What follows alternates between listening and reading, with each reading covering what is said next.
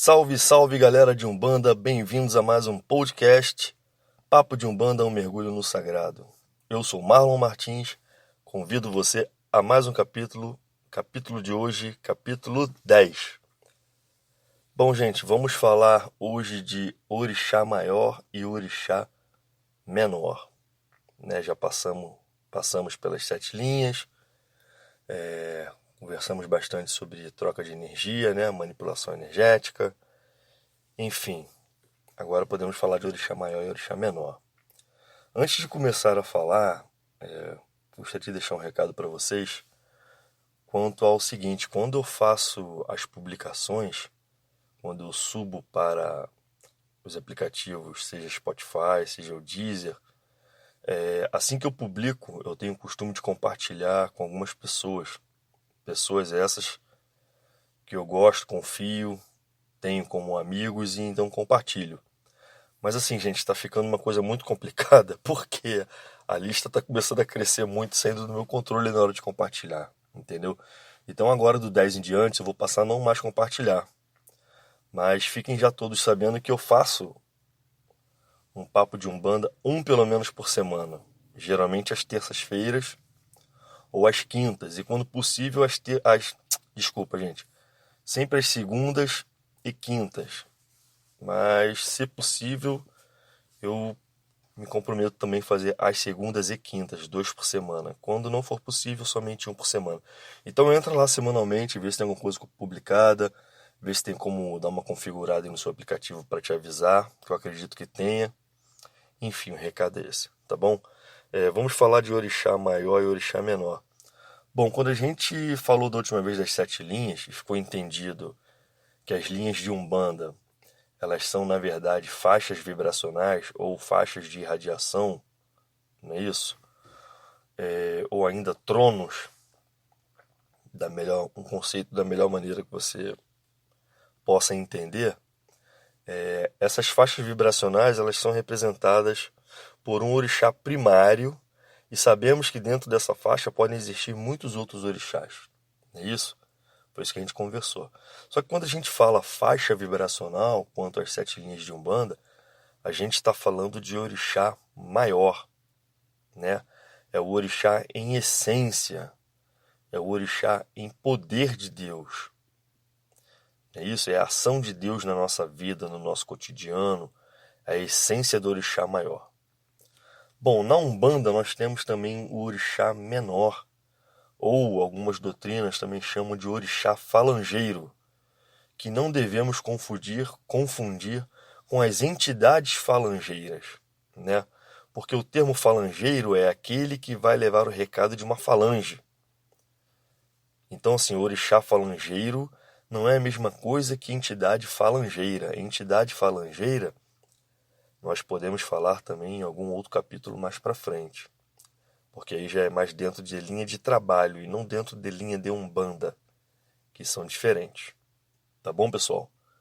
Bom, então vamos lá. Quando a gente cita lá uma linha vibracional de Umbanda chamada Ogum, né, que é a essência da lei divina, o cumprimento da lei, cumprimento da ordem, não é isso? É o cumprimento do equilíbrio divino. Quando a gente fala em Ogum, orixá maior, a gente subentende que será que um médium em seu terreiro, na hora lá que está tocando para Ogum, ele conseguiria incorporar essa essência primária de Ogum, essa lei divina? O que vocês acham, gente?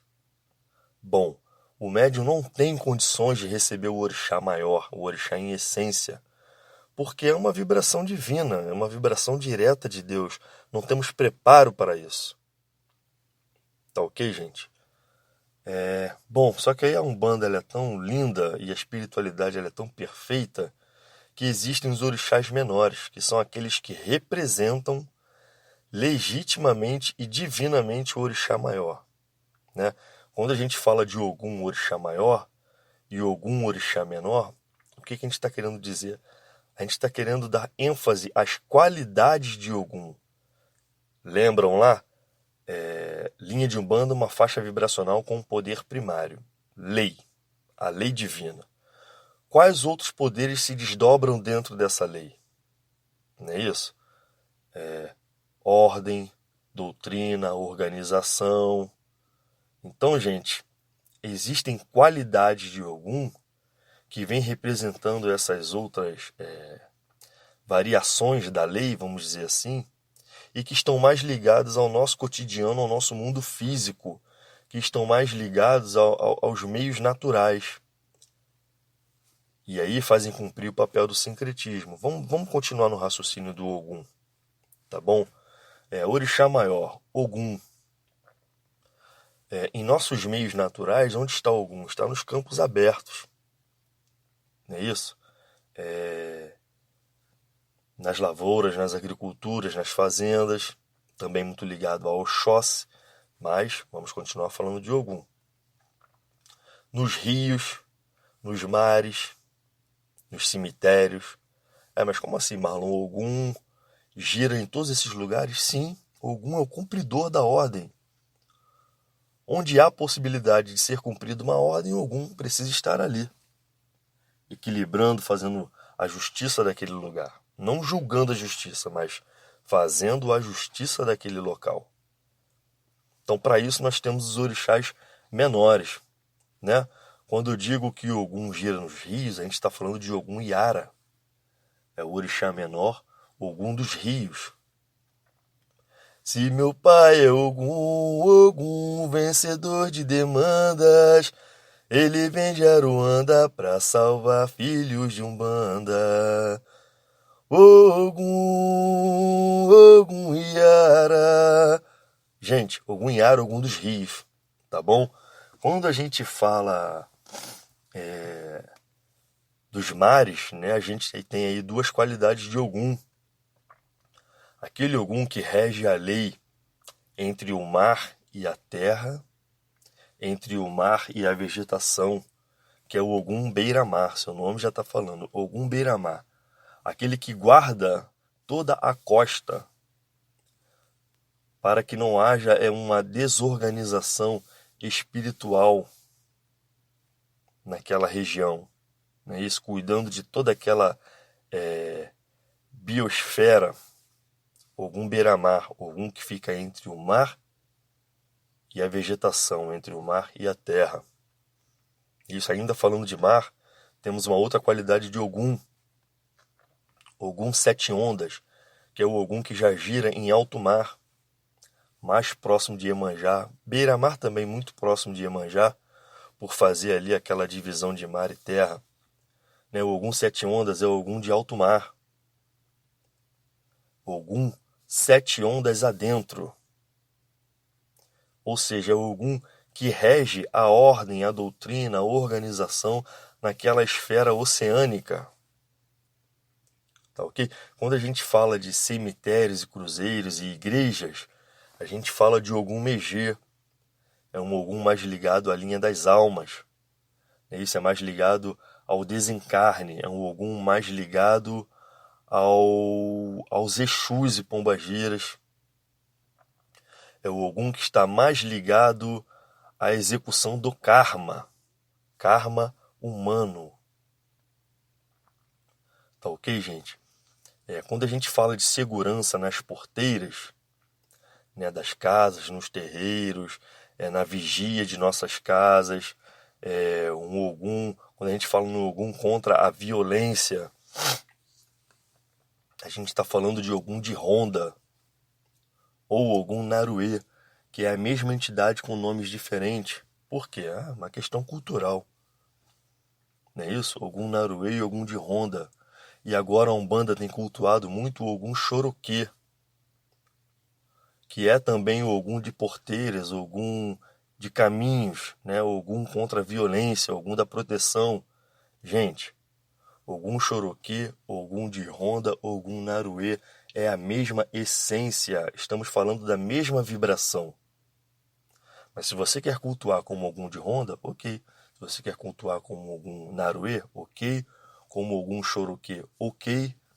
Sendo que há algumas observações para Ogum Choroquê, mas que não cabe fazer agora. Tá ok, gente?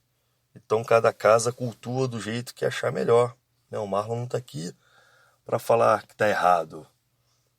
O Marlon tá aqui batendo um papo com você que tá me ouvindo para trazer o que ele já viu de vivência na Umbanda.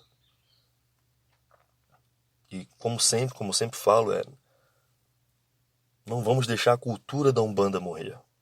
E isso não deixa de ser cultural. Saber as qualidades dos orixás menores. Entendeu, minha gente? Bom, então assim, eu falei de algumas espécies, de algumas qualidades de Ogum, né? E aí essa questão de cultural ela é tão séria, gente, que alguns Oguns que se manifestavam no passado, hoje não se manifestam mais. Por quê? Será que alguém, sem pensar, alguém sem raciocinar, não veio matando a cultura da Umbanda aos poucos? É isso? Ogum Timbiri, se não foi o primeiro, foi o segundo Ogum de Umbanda. Cadê Ogum Timbiri que não se vê mais? Cadê os pontos de Ogum Timbiri? Não se vê mais. Ogum Iara já é um Ogum que já quase não se escuta mais pontos. É esse ponto que eu cantei mais nenhum. Ou seja, ninguém faz, ninguém compõe. Por quê? Porque estão trazendo outras culturas para dentro da Umbanda e estão se esquecendo da que já existia. É proibido trazer? Não. É proibido matar a cultura atual. Cultura precisa ser agregada. Não é isso? Bom, vamos parar de falar um pouco de Ogum, vamos para Xangô. Não é isso? Orixá menor Xangô, quais são as qualidades que temos? Quem é o orixá menor que vem representando os trovões, a justiça divina? Novamente, o orixá Xangô, em essência primária, da faixa vibracional da justiça. Será que um médium tem condições de receber esse Xangô, gente? Que são os trovões, descargas elétricas atmosféricas, assim como o Yansan também. Será que o médium está preparado para isso? Eu não tenho a mínima dúvida, vai morrer na hora, não tem preparo, são naturezas diferentes. E aí nós temos o orixá menor, que vem legitimamente representando a faixa vibracional, exercendo função quanto à sua faixa vibracional. Qualidades de Xangô na Umbanda: Xangô menino, Xangô das almas, Xangô sete montanhas, Xangô sete pedreiras, Xangô pedra branca, Xangô pedra preta. É isso? São muitas qualidades de Xangô, assim como são muitas qualidades de Ogum. Mas eu, assim, tô falando das que eu conheço e que já vi. Desculpa, gente. Tá ok, gente? Ou seja, ainda tem também o Xangô que traz um nome da qualidade de Xangô de nação. Vamos a um exemplo: Xangô Agodô, Xangô Airá, isso, Xangô Alafim. Alafim ou Alafiá? Bom, desculpa, agora eu não lembro, eu sempre faço uma confusão.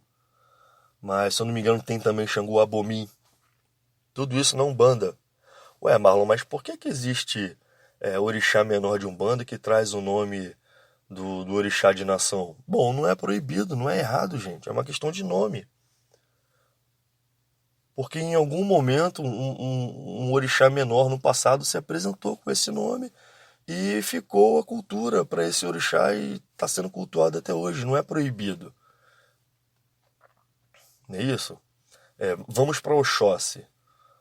Mesma coisa, algum médium no mundo, será que é capaz de receber a força das matas, das selvas?